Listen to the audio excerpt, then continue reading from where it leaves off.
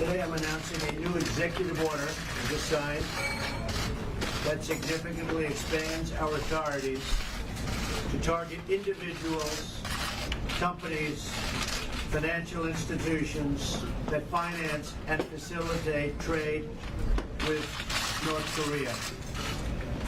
As I outlined at my address to the United Nations General Assembly, North Korea's nuclear weapons and missile development is a grave threat to peace and security in our world, and it is unacceptable that others financially support this criminal rogue regime.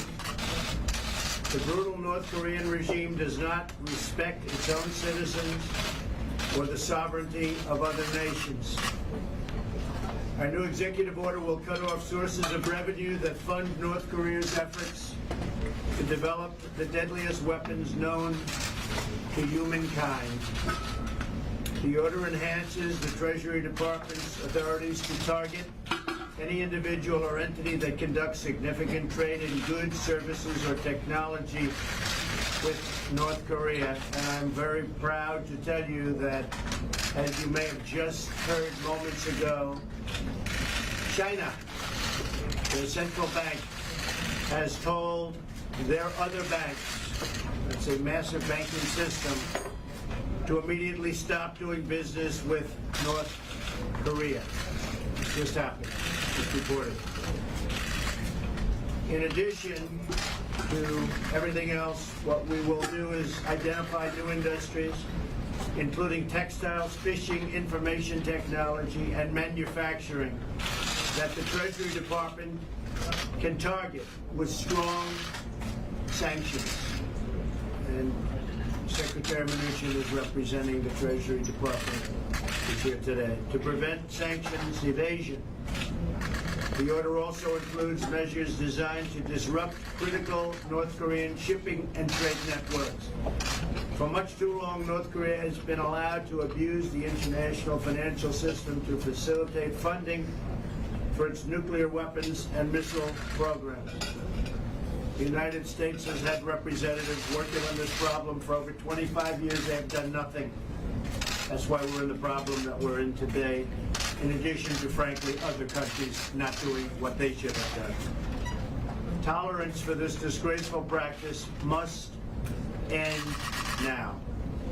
Our new order will give the Treasury Department the discretion to sanction any foreign bank that knowingly conducts or facilitates significant transactions tied to trade with North Korea.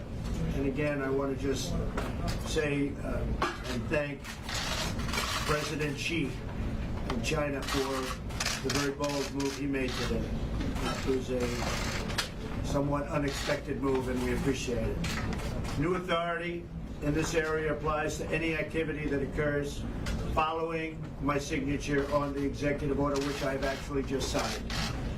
Foreign banks will face a clear choice: do business with the United States or facilitate trade with the lawless regime in North Korea, and they won't have so much trade. This new order provides us with powerful new tools, but I want to be clear, the order targets only one country, and that country is North Korea. The regime can no longer count on others to facilitate its trade and banking activities.